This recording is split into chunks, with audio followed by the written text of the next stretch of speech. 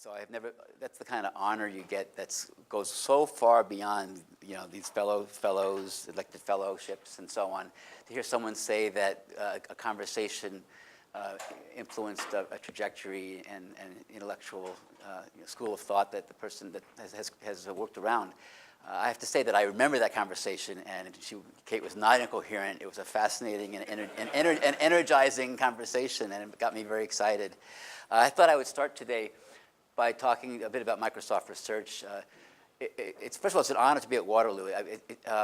Some of our best researchers and engineers are from Waterloo.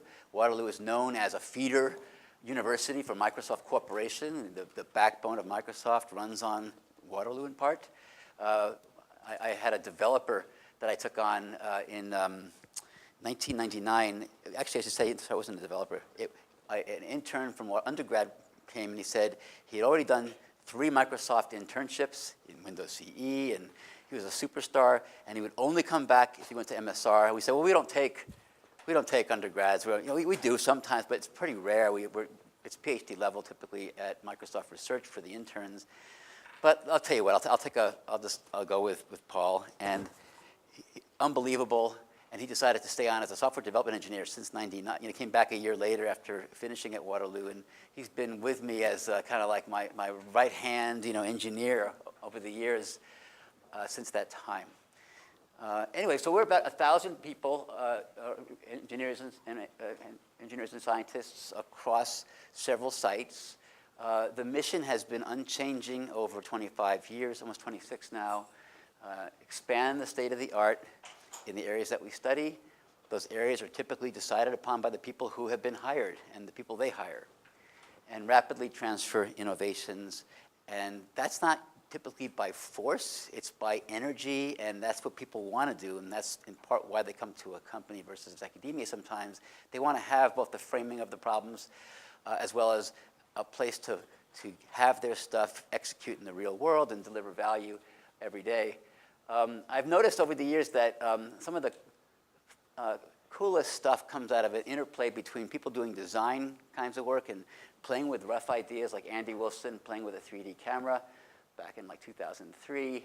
And meanwhile, at our Cambridge lab, folks were looking at using probabilistic graphical models to do live tagging of video, as well as still pictures. And the idea came up, I wonder if we can sort of apply these ideas to understanding pose, by sort of segmenting body parts. This work led very quickly to kind of clunky experiments at first to, can we have sort of a consumer device that would understand pose? This was an early version of it. Cambridge lab against Jamie Schotten doing that. And that led, of course, to the Connect work, which, if you look at the papers and how the pipeline worked, it was several strands of research coming together across our labs, including how to use physical models to run as simulators to generate data to do machine learning on when you can't have people standing there day and night trillions of times in different poses, for example. Also on the design side, it's interesting to think about, sometimes I've often said, one of my snarky comments about deep learning, which I'll get to in a few minutes, is if you put me in a straitjacket and said you can't use deep learning, you can only use logistic regression, stuff from 30 years ago, but you have data, I'd say you can deliver incredible value to the world by figuring out what's the right design. You sort of want to get the right curves and so on, and for sensitivity and precision, but still. So with Cortana, one of the most useful applications I've ever used in AI, personally for me, is called Cortana Commitments. And this came out of our team. I actually was getting worried because I get overcommitted, and I was promising people things all the time. And then I'd say, someone on Thursday would say, where are the slides you said you'd send me on Thursday? And I said, oh, okay, I'll get them. So on the iPhone, I run Cortana, and I get lists of promises that I made to other people extracted from my email. And when you see these promises coming up, like I'll dig up the dissertation. This is actually a Stanford Spring Symposium. I was at a poster, and a young graduate student from Cornell. I told her, I said, oh yeah, that reminds me of, I had this 1967 dissertation. You should see this in random, cycle times in random neural networks. You got to read this. It was so ahead of its time. And so you can sort of set up a reminder here by place, person, or time.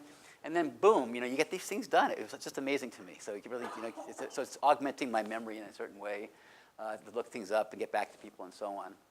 So today I wanted to talk a little bit about just going down to foundations, thinking about the data we collect that's available now, the sense data through sensors of various kinds, and the rise and the dominance of this notion we can build predictive models. When you run them, they take real-time vectors of data, and they give us some set of a histogram, a probability distribution over things, something we care about, some outcome. And to be honest, most AI, quote unquote AI, stops here. Like, we're hiring. We want a classifier. Great, and you can do fabulous things with this kind of work. But the rubber meets the road with action, going from distributions to action to decisions in the real world. This is kind of a really powerful golden pipeline, data to predictions to decisions that I always think about like all the time in any application. Once you do this, you realize you have models, you can figure out what the value of collecting more information might be, and the value of also sensing in real time to make your probability, to refine your probability distributions. And the other thing is, it's not just about automation, of course. It's about understanding what happens with humans in the loop. And they can be in the loop in a variety of ways, including in supervisory ways, in the end user, the physician, for example. And understanding what this link is all about is not just AI. It's cognitive psychology. It's ergonomics, human factors, and so on. I think these are important things to keep in mind here. So when I was in grad school in the late 80s, we were so excited about probabilistic reasoning and probability distributions and graphical models that captured a joint probability distribution. This is a model that was built at Stanford in around 1986. We called it the alarm network. It took us about maybe, and Ingo Beinlich was the lead on this, who was a grad student with us. It took him working with an expert anesthesiologist about, I think, 2 weeks to write this out by hand, and then to populate it with thousands of probabilities that describe the conditional probability distributions under the graph. Once you've built this, you can actually run probabilistic inference algorithms. So for any set of observations that you might see, in this case in the intensive care unit, the system would reason about things you can't see at top by propagating the information about anaphylaxis versus pulmonary embolus and so on. And I was so excited back in those days that we can actually apply these methods. We can use them in time-critical settings for decision-making. We can advise in trauma care settings about what's going on. We can guide action. We can do real-time value of information computations to compute what the trauma care surgeon or paramedic should ask next and so on. But in the meantime, since that time, I should say, over the years, it's been great to see the rise of methods that take data sets and there's a variety of methods, of course, including deep learning, which is very exciting these days to people. But do search over a model space and build these networks dynamically. In fact, some of the earliest work in machine learning was simulating data from this model, in fact, that had been built back in 1986 by running it forward as a simulator and seeing with machine learning structure learning algorithms, like Bayesian structure search, if we can recover the alarm network. It was actually, you go back to 1990 or so, look at lots of papers on, hey, this actually works. We can recover the alarm network that Ingo Beinlich had built in 1986 by hand.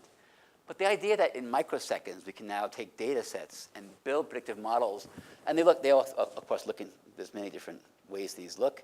I was happy to hear today, I guess Peter is actually working on graphical models. It's really a fabulous area, and they've been coming and going in terms of excitement versus some of the more black boxy approaches.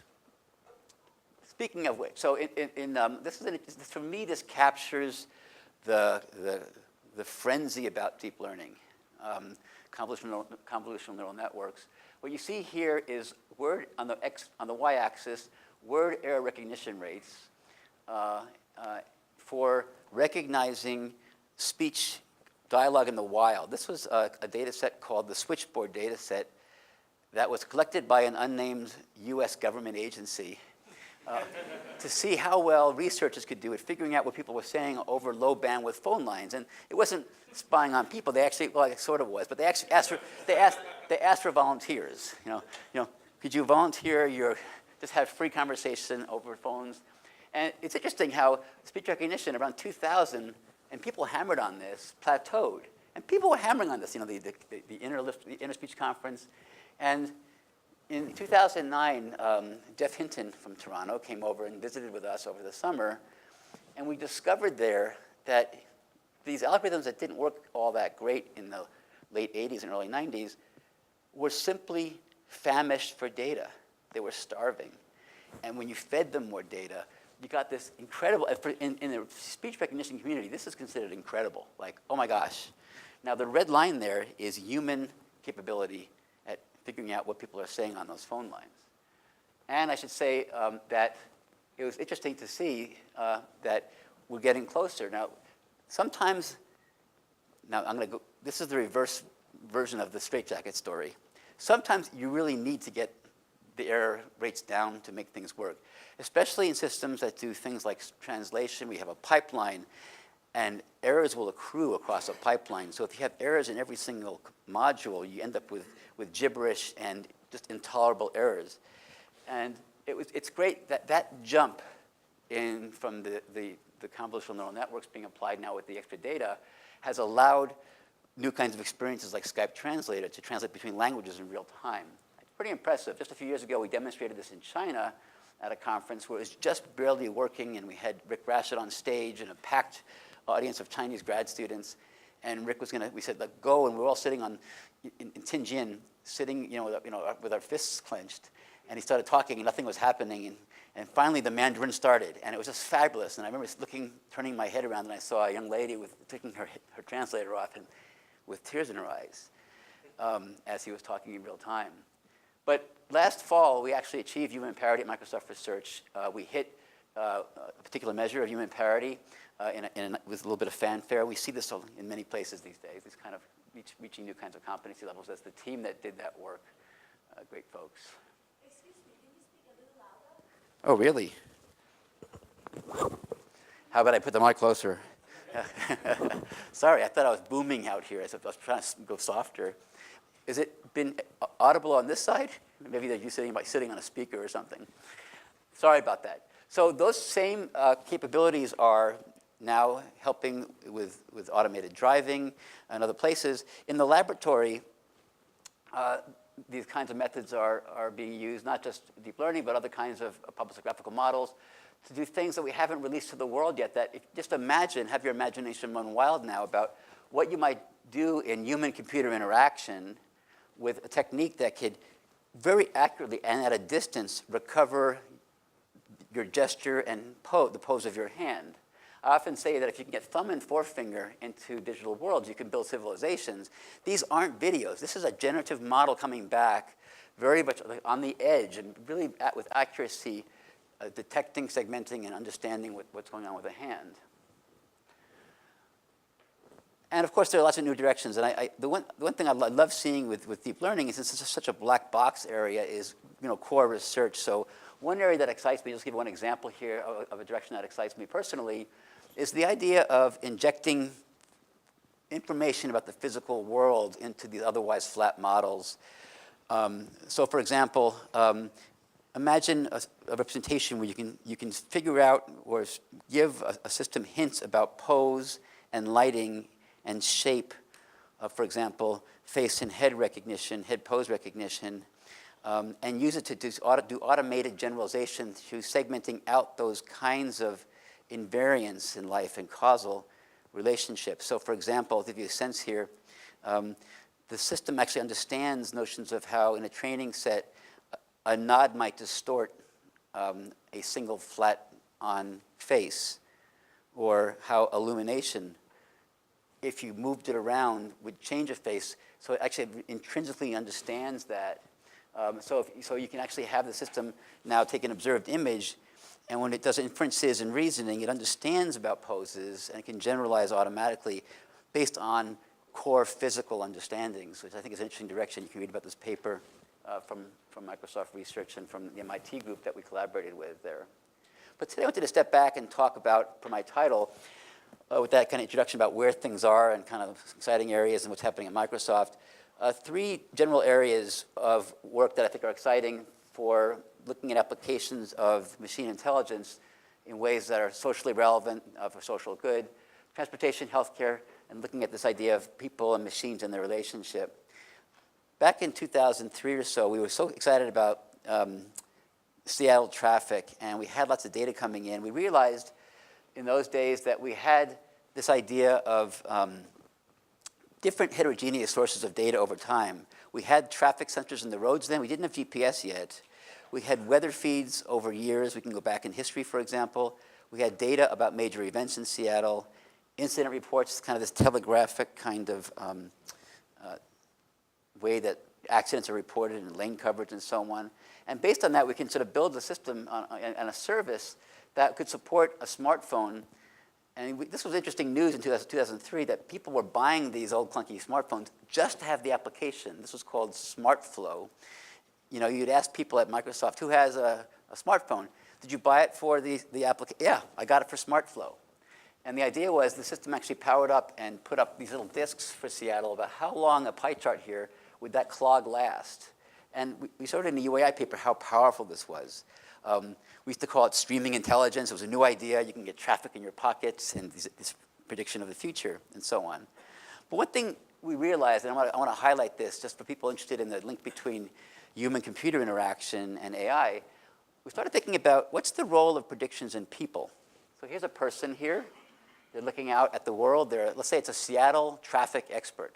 They know, so it's raining out, and they have some in their mind some sort of probability distribution of what they're going to encounter on the way home on their commute. Meanwhile, we've built a system with let's say 8 years of data, and it's going to make predictions about the traffic. And you'd say most times an expert knows what's going on, doesn't have to look at a device. But here's the trick that we started exploring. What if we can build a model that could estimate or predict what human beings believed? It might not be perfect, but it's different than the model of what the ground truth might be per what the system's doing with all its data. And by comparing the prediction about what people expect and what the inference is with all the data, might we be able to sort of generate decisions about when to tell somebody, hey, you might be surprised even though you're a Seattle expert.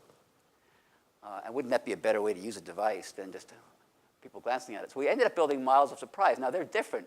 You need different kind of training data for this kind of model. The data is of the form, when is the real world way different than what the user, an expert would expect, and we have models for doing that. We talked about this in some papers. But once we did that, we sort of overlaid on the server a surprise model that would tell a user when they'd be surprised by a situation, or when they'd be surprised that this was wide open. That was a symbol we used there, at rush hour, for example. And we ended up using this kind of approach in healthcare and a number of areas to basically better mesh inferences from AI systems with people by reasoning about the frontier of their knowledge and when their knowledge might not be sufficient. And this work actually ended up going off to a project called ClearFlow, which was bigger and larger. And then we went sort of worldwide with this technology.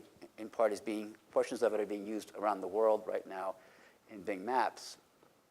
Now, this brings up this issue, very interesting issue we all face in this work, especially with consumers, on data privacy and how comfortable and what the contracts we might have with people are in terms of using data. And so I want to just talk a little bit about the prospects and directions here. And there's quite a rich area at the intersection of AI, machine learning, and privacy. It's a growing area, lots of great work going on. We have several different pillars of work, including how you do encryption and machine learning with encrypted data. But check out this whole idea of community sensing here.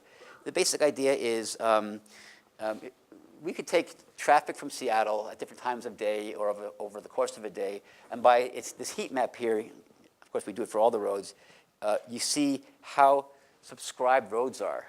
But that's the 520 corridor. Who's ever been on the 520 bridge in Seattle? So you know what we're talking about here. You felt that heat at certain times of day. Well, if you had a lot of data of traffic in surface streets as well as in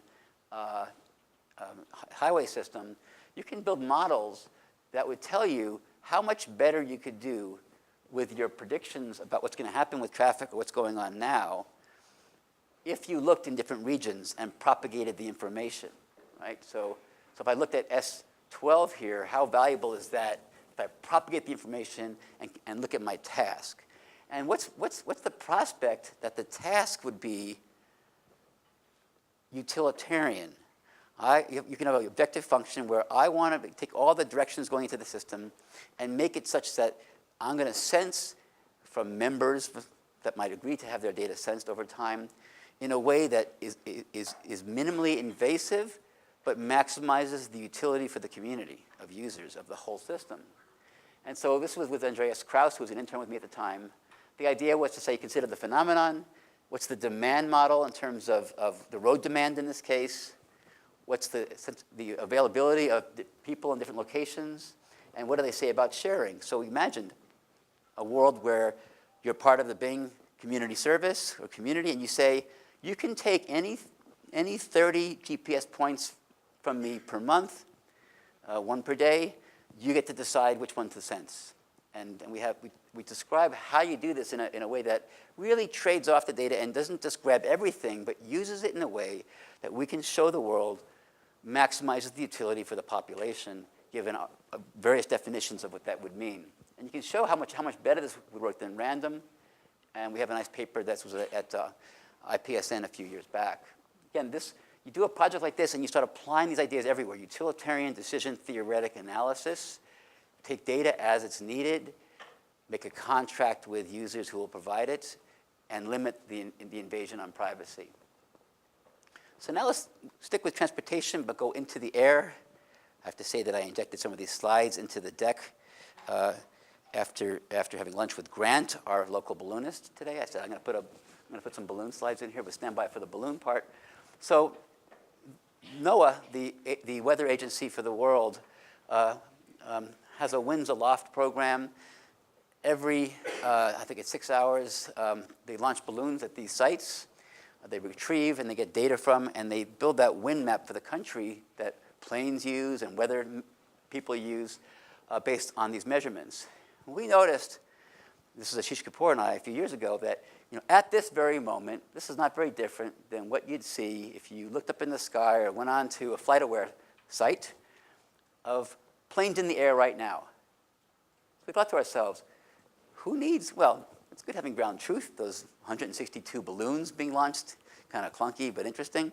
But we have these planes flying, and we might have partial data, but I wonder if we can use a graphical model to do sensor fusion and really make this into a powerful worldwide sensor, not just for the continental of North America. So we have a plane here, and we have reported the observed track and ground speed, the ground speed. And we have this idea of we have this intended direction of travel at a fixed airspeed. We have wind we don't know about. It's the missing variable, the wind velocity here. And we want to figure out sort of what the heading and airspeed is. But here's the cool part of all this.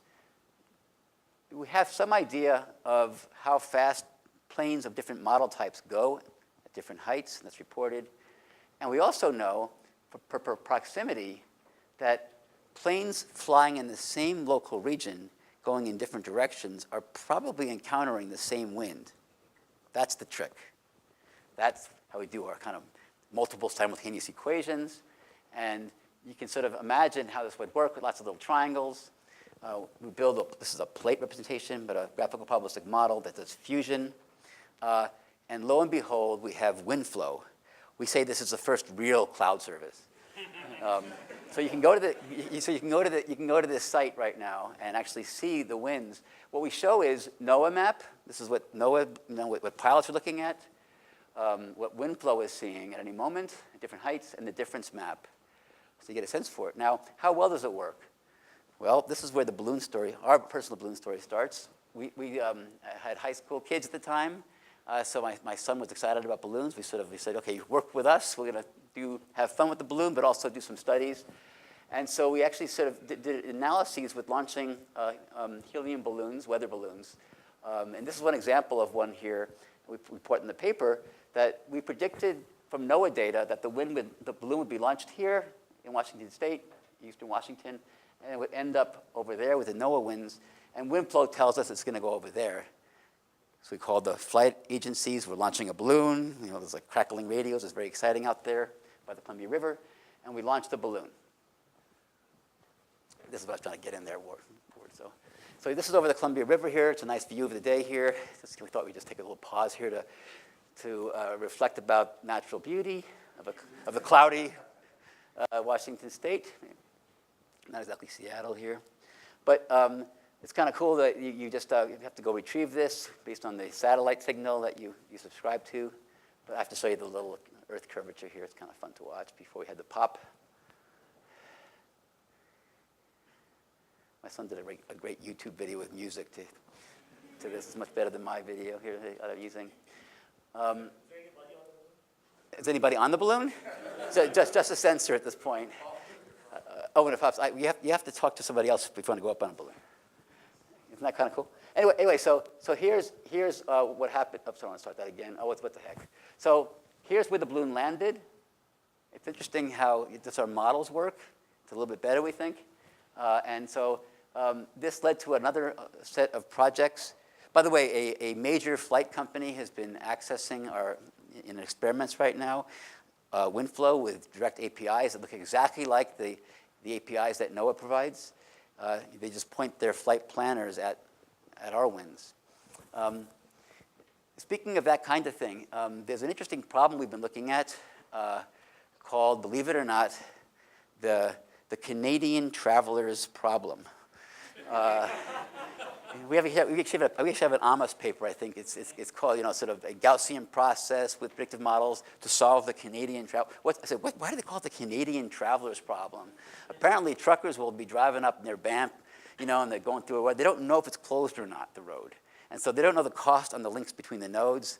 So this is solving this kind of routing problem under uncertainty, where you can have very high costs on edges or varying costs over time.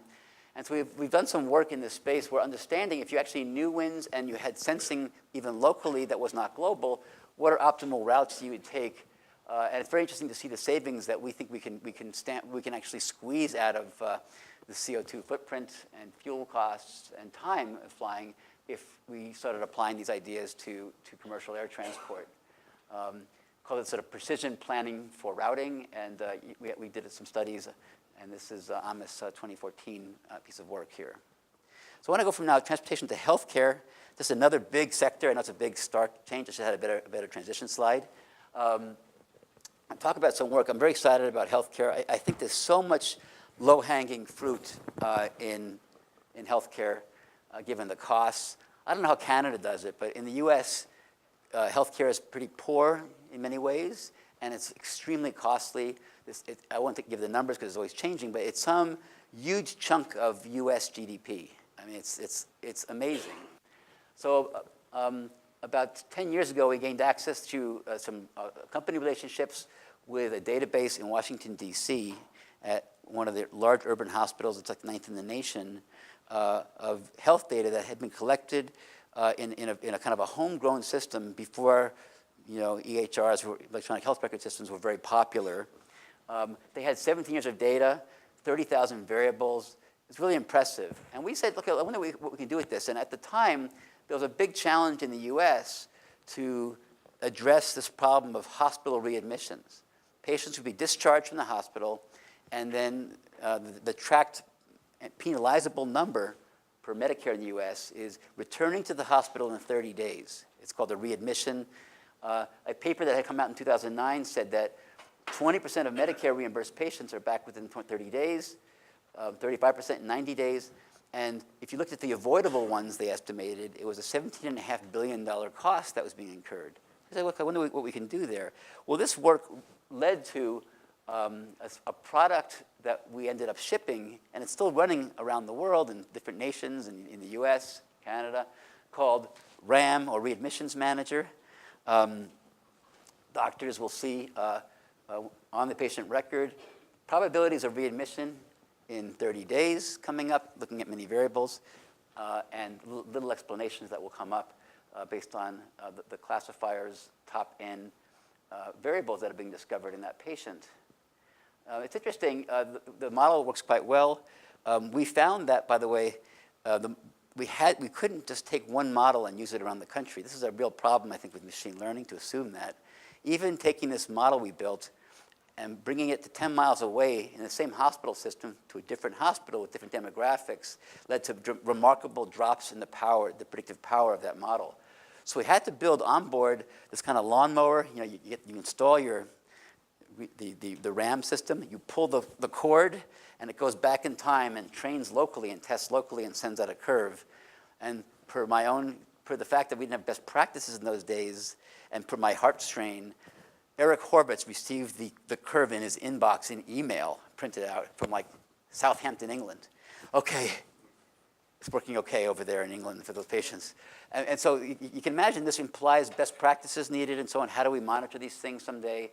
But in those days, we were thinking, wow, this is so much better than people, and the problem is so awful doing better by having the system there. Now, I want to talk about going now from the probability distributions to the decision making. Remember that the arrow I showed? So we discovered that a hospital system in the unnamed, it's in that corner, it's whited out. Hospital system in the Midwest of the United States was using RAM. They were very excited about it. They called those scores, believe it or not, their probabilities, calibrated, they called them the Microsoft score. So when the Microsoft score was greater than 25, it's actually 25% chance of a readmission, they said, we're going to do an active intervention. We're going to pay this kind of money with this bundle, this package that watches the patient, monitors them, gives them outpatient appointments, make sure they don't bounce back. So they're paying these kind of dollars.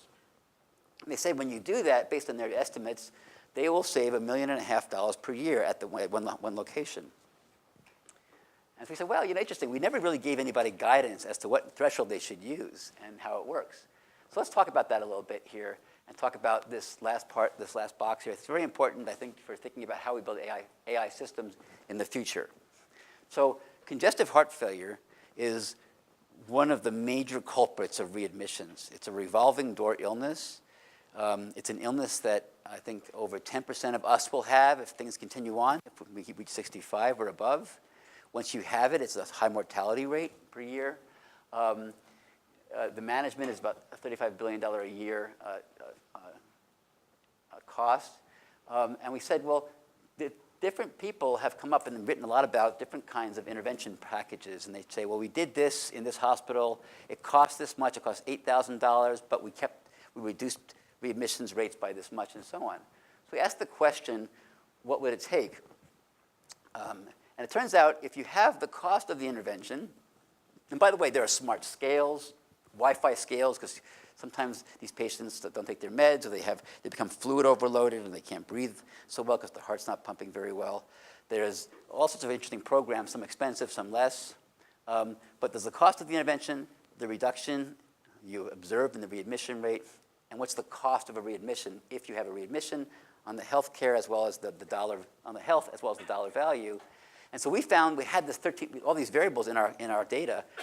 The average cost of a readmission for congestive heart failure was about $14,000 and about a 10-day stay in the hospital. So we said, okay, what's the very simple decision analysis here? Well, here's the probability of readmission given evidence, a whole vector. Remember those 30,000 variables? We don't look at all of them, of course. And there's what it would cost if you just said expectation. If we just said, what's the probability of readmission times the full cost? At 0.5, it's half the cost. That's standard discharge rate.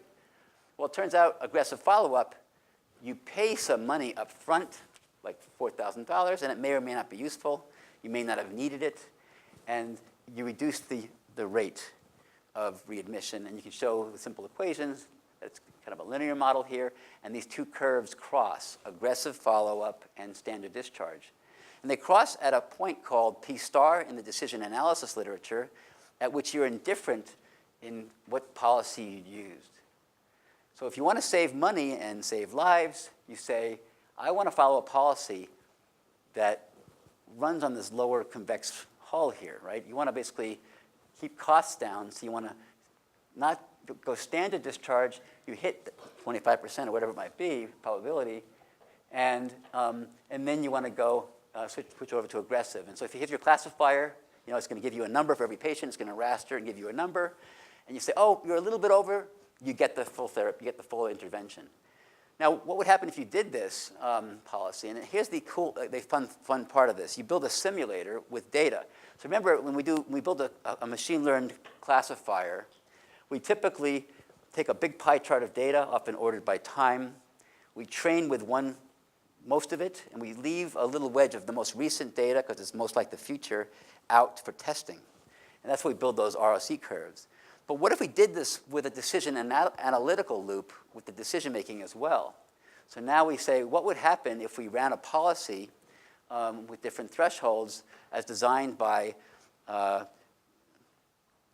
sweeping through the thresholds at which we admit patients into a special program? So we actually we might be uncertain about how much money we'll pay, how much money we pay into an intervention, how much it'll affect a readmission rate. So here's the idea, the notion of what you can do with computational systems now. You can say, I don't know what the dollar value is versus the readmission rate, but I want to explore the territory here a bit with a simulator and understand what savings I'll have if we have different combinations of intervention cost and rate of readmission reduction. What's kind of cool is you can actually draw out, have the system in test and train now, not just give you classification accuracies, but give you numbers like this that say, if you have an intervention that'll cost $800, and it guarantees you that it'll reduce readmission rates by 35%, you can sort of read off what you'll save, right? It says, if you do this with this classifier that you built in this hospital running with your patient population, you'll be saving 13% of the money. Why not 31.4%? Because you're paying money a lot in places where it didn't make any difference. What if you have an intervention that costs $1,800 and it reduces readmission rates by 20%? Nope, not going to help. You know ahead of time. And maybe in one of the more interesting graphs that I've ever built with our team on this project, we asked the question, what's the value of having a reasoning system, a live reasoning system in an existing system like a hospital running? Because you can compute ahead of time on paper that you'll never do anything in this space. It's always going to cost too much, and all patients get the cheap interventions that are efficacious. What the reasoning system gives you is this it opens up a window. It's kind of like the shadow of intelligence. It opens up a window into possibility now for understanding the nuances of patient to patient in a very person-specific way based on data sets, and tells you how much you would save in different regions of this intervention versus reduction space. Is that pretty clear? I view this as like the crystallography of an intelligent system sitting in an environment like a hospital. Now moving on, so we're very excited about that, and that work's going on right now. You can read about the details in a journal piece that came out a couple of years ago. We have a project now in preventable errors and deaths. There's been a bunch of studies about hospital errors and deaths. A recent study showed in the U.S. that medical errors are linked to are the third leading cause of death in the U.S., right behind heart disease and cancer. So, could we actually address this problem? And this shows the latest figures here. Almost 1,000 people per day. It's pretty. I often, I hear the politicians talking. My reaction is, I know how you can make America safer. So the idea is to build systems that might be more or less like maybe safety nets under bridge workers, like this is the Golden Gate Bridge here. How do we catch these people when they make a mistake? They shouldn't have to die. Because human cognition, there's lots of errors. In fact, the Institute of Medicine study, IOM study, was called To Err is Human when it first came out, and saying, look, it's just like with car driving. Human beings aren't perfect. And with hospitals are complicated places, they're dangerous places. So here's an example of using a surprise model in healthcare. Imagine if I had data of the form collected from emergency room readmissions that said, this patient who was discharged within 48 hours came back to the hospital, a readmission, and was admitted to the hospital with a primary diagnosis that had been nowhere on the chart when they were discharged 48 hours before. Let's call that a surprise. And let's go through 17 years of data and build a big case library of expert human surprises. Then we build a model that can predict when our experts might not see something. Something might hide in the shadows of their cognition. It might masquerade as something else. And in real time, when a patient is discharged, we'll say back to them, hey, before you discharge this patient, I've been thinking you might be surprised. You want to see the list of things this might be? And that is an example of what I would sort of call, one of these. Right? It's one example. Other areas of error and tragic death in hospitals are around hospital-acquired infections. Jenna Weens was a MIT student who was an intern with me, one of our star interns, and she was now a professor at Michigan, doing great work in healthcare at UMich EECS. And we worked on this problem of predicting which patients would get this nasty infection, C. difficile, in hospitals. It's a nasty diarrheal infection. It's often a nuisance, but it can actually kill patients as well. And we realized that you could build a model that was doing temporal reasoning, looking at susceptibility over time, exposure over time to predict infection. And so with time varying, you want to index these variables over time. And what happens in a hospital, a patient comes in, and they typically go to the pre-op, operating room, post-op, come back, getting imaging studies. They're moving around in the hospital. This is some randomized data, so you can't see the actual patient for HIPAA, but showing different rooms over time. But here's what Jenna and I noticed, and Jenna looked at very carefully. You can define a variable. We'll call this exposure pressure by computing how many patients around this patient in the same part of the hospital were infected. It shows you the signal of 3 different wings of the hospital. It's kind of scary to know that people around you have a nasty infection, but there's a signal there, right? And we had this in our data set, which is very, very, very fun. I guess fun's the wrong word. Interesting. And we showed that with using those variables and with temporal reasoning, this is a NIPS paper, we can get significant boosts in our ability to predict which patients were at most risk and therefore suggest you do an intervention over time, and there are many things that you can do, it turns out, in this area of medicine. This is also ongoing work, and it's been very interesting to see how that's going. One of the implications is, that hadn't been thought about before very much, is you actually isolate your healthy patients versus your sick ones, which is costly, but if you figured out which ones it might be, you can actually keep many patients at highest risk safe during vulnerable times and periods. Another issue is causation. I think I met today with some folks that are doing causal things with data. All those arcs that you see in those graphs that I've been showing are all associational, but there's interesting work going on with causation, including work at the Center for Causal Discovery, which is centered at Pittsburgh now, under Greg Cooper.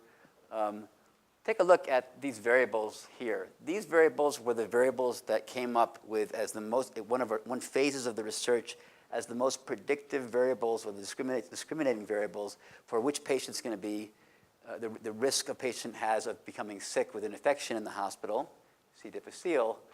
And you have obvious things, maybe like some unit. But interestingly, ones that come up here that we didn't expect, the attending physician and their code, their identification number. They were on both sides of the equation, like, oh, safe and not safe. Is this Dr. Typhoid Mary?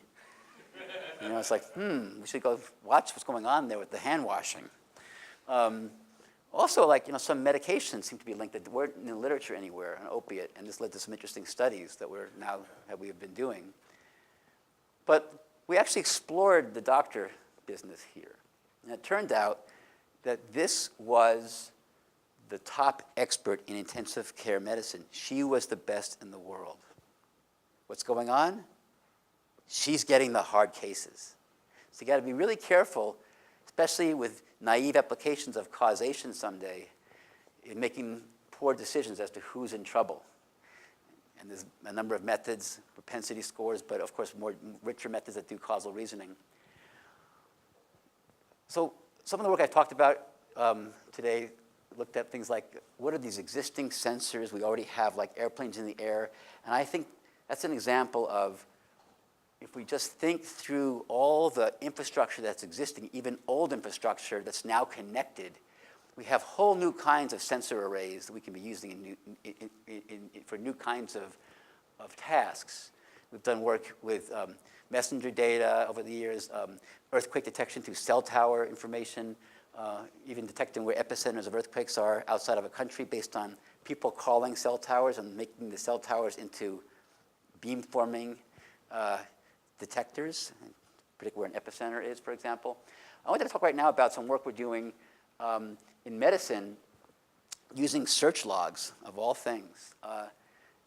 One area of work it was looking at, we've done about 4 papers in this space. There's a very exciting area, even though it starts out very scruffy, but then you sort of start building clinical trials. So the idea is, the US has the FDA, which is the Drug Administration, Food and Drug Administration, and they have an adverse event reporting system called AIRS. And doctors, when a patient comes in with, like, breathing difficulty or skin rash reaction, sometimes someone will have a heart attack or renal failure from a drug as a side effect, a doctor will fill out a form, very laborious, and fill it out and send it to the FDA, and they have statistics on drug side effects for medications. Well, it turns out that 1 in 250 people in the US search on the top 100 drugs. We did a study looking at rare side effects of medications. There's what's called the OMOP workload that looks at very serious side effects, but are rare. They're really kind of like needles in the haystack sometimes. And just to give you a sense for how it works is, you actually look for people in online search, putting in keywords for a medication where it first appears, and then looking at conditions and side effect searches. Some of them are quite dramatic. I just had a heart attack. Or can I still have sex after a heart attack? I mean, these are really, seriously, these are anonymized logs, so they protect privacy, but you can get experiential diagnoses from the data. And you can do studies with statistical methods, some the same that the FDA uses. We work with people at the FDA and who are experienced in that work. And to give you a sense for how well things work, using the AIRS data that the FDA collects in red here for these 4 serious outcomes, rare, of medications, and the blue was from search logs, just search logs alone. And what's interesting is, if you look at the area under the curve for these 2 methods, they're comparable, but when you combine them, you do better. And this is what interested the FDA. They actually created and had running, when we met with them, a social media department now, looking at Twitter feeds, and we're interested to hear about search logs. And I'll just say right now that if you're interested in how far we've gone with this in years since then, we've done several papers looking at illness. And the 2 most exciting ones to me, per colleagues that have died of pancreatic cancer and lung cancer over the years, are these 2 pieces of work. One I'm not showing on pancreatic cancer, but the idea is you can get a really rich experiential signal of people who have just been diagnosed with lung cancer and go back 18 months of logs and look at demographics, because we have zip code level, radon levels in the ground, the age of homes, and all the symptomatology of the reporting over time, often nonspecific, and then fix a false positive rate, let's say at 1 in 100,000, 1 in a million, and ask how many can we recover and how many months early. And we showed for pancreatic cancer, we think a stage early if we had the monitoring in place and figured out how to do this. The current work we're doing with cancer with oncologists now is to get actual patients with patient records with ground truth to link to these studies, and there's a way to do that we're very excited about. So let me just end now with the last category. I mentioned humans and machines. This really important area for how we're going to be working with AI systems in the future. Again, this is another change in topic. My 3rd pillar today I wanted to talk about. It's clear that we're building systems that have different kinds of intellect than we have. what might we do? One exciting area is to use AI itself, machine learning and reasoning, to help us with this weave at any point in time with competencies that we might be generating with our machines. Think about this kind of a mix of initiative system. Imagine a system someday that looks at this purple problem that this human being is faced with and says, hey, I know how I can decompose this into subproblems alpha and beta. And by the way, I can solve beta, but that's human. I can't touch alpha.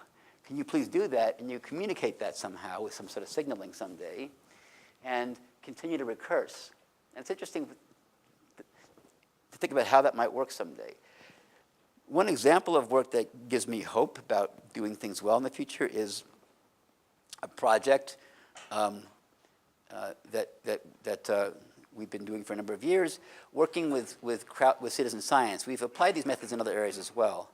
So there's a Sloan Digital Sky Survey in citizen science that's been it's being tagged by citizen astronomers. So the Sloan Sky Survey is 1 million galaxies, 120,000 quasars, 250,000 stars, and it's too many objects for astronomers who are experts to look at.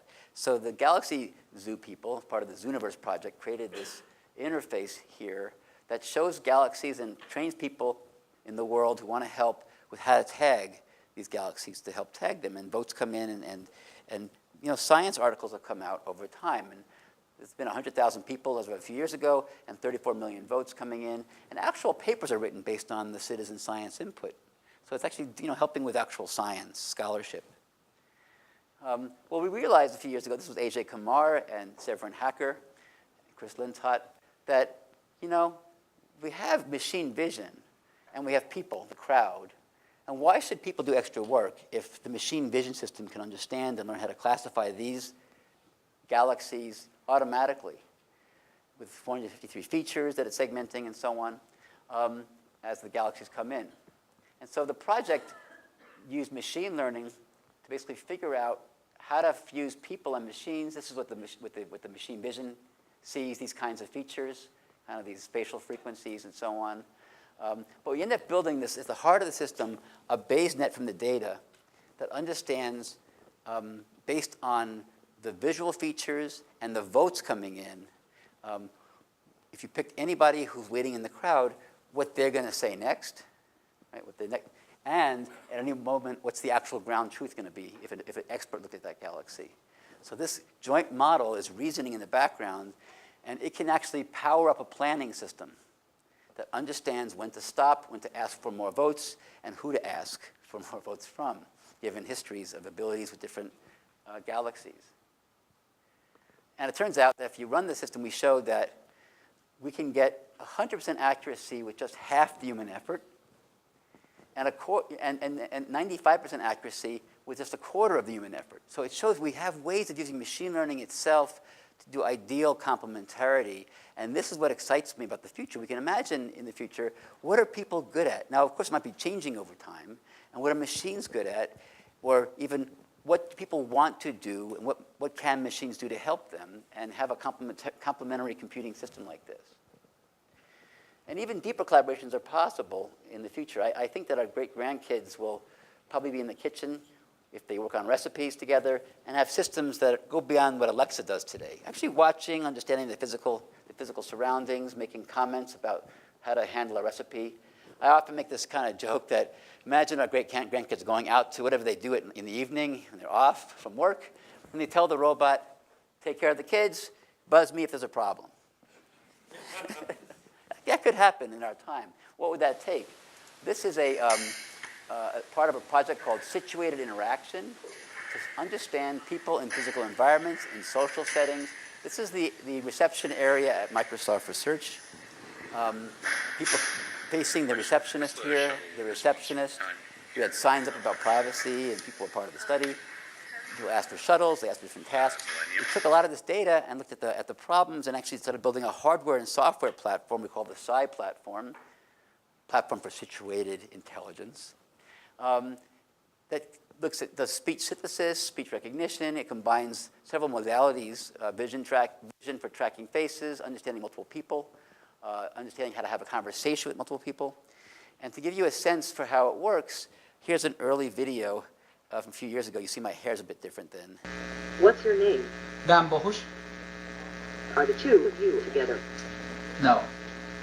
Okay. Let me start with you first. Do you need a shuttle? Yes. Which building are you going to? Building 34? And this is just for you, right? Right. I'm making a shuttle reservation for you for building 34. Let me know if you need anything else. I'll be with you in just a moment. Excuse me. You will be on shuttle 56. It should be here in 2 minutes. All right, thank you. Bye-bye. Bye. Now, let's see. Do you need a shuttle? Yes. Thank you. Bye-bye.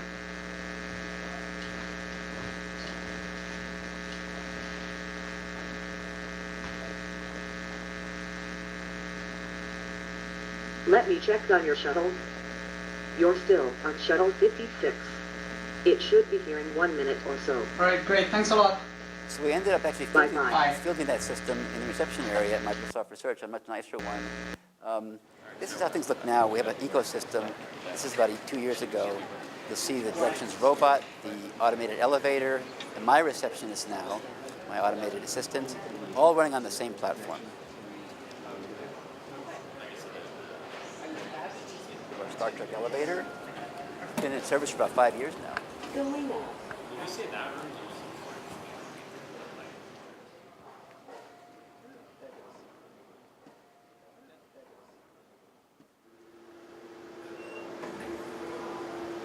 Going up. Huh? Do you need directions? Yes, Who or what are you looking for? Eric Horvitz. You said Eric Horvitz, right? Yes. Eric Horvitz's office is 3126. To get there, go to the end of this hallway. Turn left and continue on to the end of the corridor. Eric's office will be the last office on your right. By the way, I'll let Monica, his virtual admin, know that you're on your way. No problem.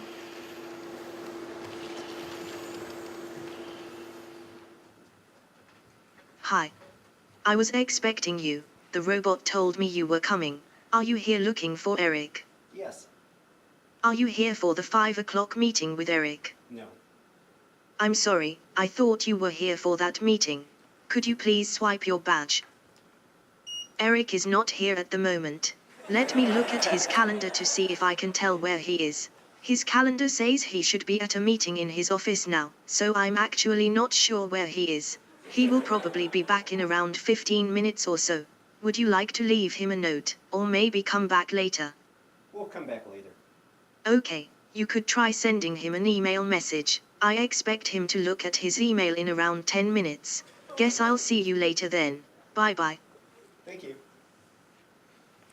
She's about 16 years of data about me. Hello. Hi Eric. 2 people stopped by to see you. I said you'd be back in around 15 minutes. Great. Catch you later. Bye-bye. Thanks. So one of the interesting things is she actually knows the meetings on my calendar that I won't attend, and she'll often whisper them to people. Fully booked, she'll say, come by at 2 o'clock. I don't think he's going to that meeting. And then she asks, should I pencil you in, or you'll just do that? And say, most people say, I'll just come by. And just to give you a sense for where we're going now with this, let me just show you first what this looks like. This is a map of the uncertainties at multiple levels of that system, as it's having speech recognition confidences, visual confidences, confidences about the turn taking. And we thought, this is hard to look at. What about a natural interface? And so on. And so this is a natural interface. Watch the expressions. This was a ICME paper a couple years ago. This is the intern on the left, Tomislav, who did a fabulous job on this work, working with artists and muscle control people. But watch the expressions. Hi there. Are you here looking for Zach? Yes.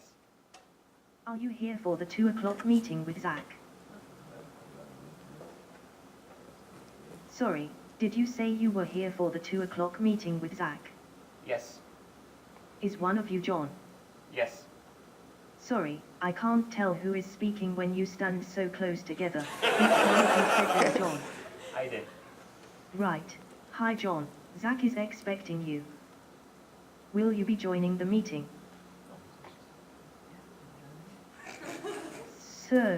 Sorry, will you be joining the meeting? Yes. Alright, I've let Zach know you'll be joining his meeting with John. I'm sorry. I think Zach is running a little bit late. I'm pretty sure he's on his way. Just to be safe, I'll send him a note to let him know that you're here. Feel free to have a seat while you wait for him. Guess I'll see you later then. Bye-bye. So, look, I mean, I think there's a great future ahead. There's some rough edges and concerns coming up with AI in society and influences on people broadly. Tomorrow we'll talk more about them at my second talk on the 100-year study on AI. But I'm so hopeful, and I have such optimism for what these technologies can do for us as individuals and as organizations and as society. I'm going to put up a balloon picture from the sky here to suggest we have blue skies ahead. And I'll stop there for some questions. Thank you.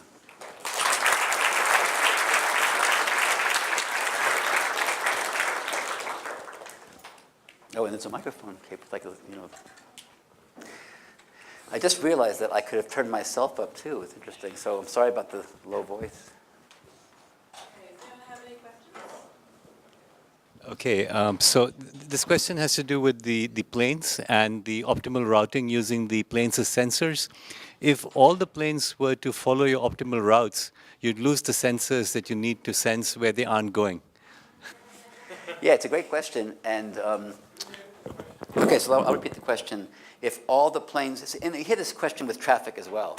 If all the cars follow the optimal route, you're in big trouble. That's a different kind of concern. That's a resource question. So if all the planes are following the optimal routes, how can you possibly sense other parts of the space that you might need to sense to keep your predictions of the wider volume accurate? It's a great question. And one thought that we had was, so in ClearFlow, the first version, and we talked quite a bit about this in the paper, we couldn't afford, we could afford, I guess, but we had a budget we had on this project. And before we got the FAA fire hose, we had to negotiate with the White House to get the FAA to just share this data with us because it's useful for research. By the way, that's another interesting issue. All the data that's locked up that you can ask for and that government and NGOs can work to make free so we can actually innovate as researchers. But before we had the FAA data feed, which we now have, we were paying a company called FlightAware for that data, and they charged us per plane. So if they charge you per plane, you have to say, okay, well, we know how to deal with that. We're going to basically turn the crank and do another layer of reasoning called value of information computations. And we're going to pick the planes that we believe under uncertainty would be the ideal planes to ask in the same way we did for the traffic privacy system, community sensing. And so it's kind of like our algorithms are running and we're sparkling across the country as which planes we're pinging. They're all kind of bumping as we ask for their data, like popcorn. And that's what we were doing basically. You could imagine someday, if planes are all flying a certain way, that each company makes a donation about how much they'll go out of their way to help us sense as part of a community service. And maybe there's some extra flying time, extra miles. They don't go too far out of the way, but once in a while, they get a little command from the community service. Could you just warp a little bit to 13 miles east? Thank you. And the whole nation collapses with more accurate information. So that's my answer.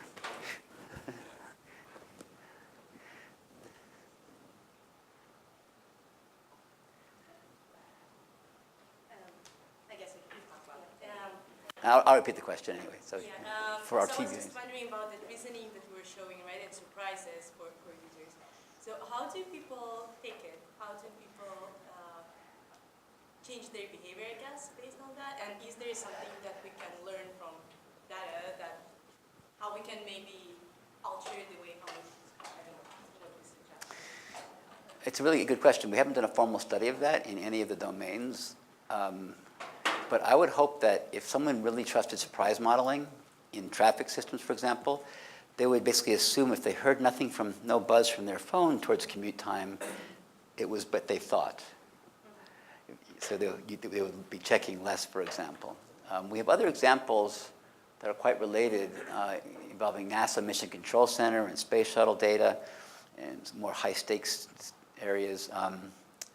So it's hard to know, but it's a great question, and it sounds like a really fabulous HCI/AI dissertation project. Are you a grad student? Okay, well, maybe you've already chosen your topic, maybe. Okay. Oh, by the way, for people who haven't heard the question, sorry, you have to keep that memory active.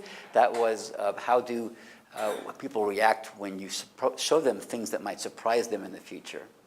And I would hope for the traffic work, they would actually, it was reasoning about 30 minutes out, so they would actually maybe use that guidance to defer their plans and take different routes and so on. Yeah, way up on top. Yeah, so on a related note, do you have, so we've done some various things with systems advising domain experts and that at Waterloo, and I've seen various presentations on it. And one of the things that always interests me is the possibility that somebody will be offended by the system. Have you encountered any issues with people being annoyed that your AI system is telling them how to do their job? So the question is, for the human factors and the psychology, are there cases where we've seen people annoyed when told how to do their job? I think there have been studies of this. I think that I'm trying to pull up some obvious ones from memory, but I do know that doctors typically, if you ask them, do they want a recommendation engine to help them diagnose, they'll tell you they don't need it. Or they'll say that's not the problem, it's chronic disease management. So I think that we see resistance to new kinds of infrastructure coming into hospitals. I have to say that someone once asked me what surprised me the most about AI, where we were today. We had some surprises, like they saw that dip in the speech word error recognition rate. What surprises me greatly is the technologies, many of which I've showed today are based on, on methods that have been around for decades. And if you were to tell me in 1988, when I was really interested in AI in medicine and healthcare, that it's 2017, first of all, I would imagine the Jetsons and cars flying and hovering above these towers, landing on homes that were like 1,000 feet up. And if you told me that we barely have made a dent in the use of these methods in healthcare, just take one discipline, I would be completely surprised. And I think part of that reason is that it's just so much harder than we think to take even working systems and translate them into real use in an existing domain where there's just a pattern of practice, and people that just do certain things, and they don't need anything different or changes right now. And so it'll take pressures like penalties, and someday someone will have a malpractice suit, and a jury will say, didn't you have the surprise alerting system? That's standard of practice. Come on, man. And it's it will be an economic issue someday. Yeah? Do you think as humans we have a lower tolerance for errors from systems than with other humans? That's a good question. Certainly they're more documentable because we have traces of these systems. People often say that with a self-driving car, these stories about an accident or a death or Uber suspending all driving in Tempe 3 weeks ago because of an accident, we have very little tolerance for any kind of fender bender when it comes to an automated or semi-automated car, but we tolerate 100 deaths per day and thousands of lifelong disabilities per day because of human driving. Actually, every 25 seconds is a vehicular death in the world from cars. So it's probably the case. Maybe there's good reason for that.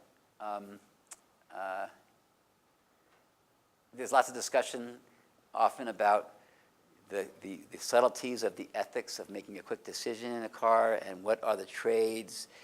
But I always say that there's a huge ethical prerogative to get the automation out there to save the world from human drivers. And people don't think about the ethics of not doing that fast enough.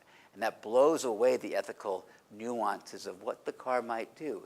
But that said, we now have these automated systems in safety critical areas that represent utility functions, costs and benefits, and they're sitting in there. And there should probably be best practices as to what the classifier can do, what the perception can do, as well as what the cost-benefit decision-making will be. And maybe someday when you get a car that's a self-driving or semi-automated car, rather than what I experienced with the Tesla, a page of text, your car now drives by itself, we sent you software, and I go onto the road and like, wow, let me read that text again. You know, like, what does this mean? But someday you'll get your car, and maybe you can't drive it with the automated features unless you take a test, you're educated, and you provide your parameters to scenarios about what the car should do. For example, when it faces a deer in the road, you could kill the deer and make sure the passengers are okay, or we can have this animal rescue policy that might put people at risk. You pick it, and it's your utility function, not Teslas or Fords. So I think it's an interesting question to think about the higher standards we might have, because we can do more, number one. We can characterize more, and we don't because of laziness or inactivity about these important issues. So probably wrap it up. Good.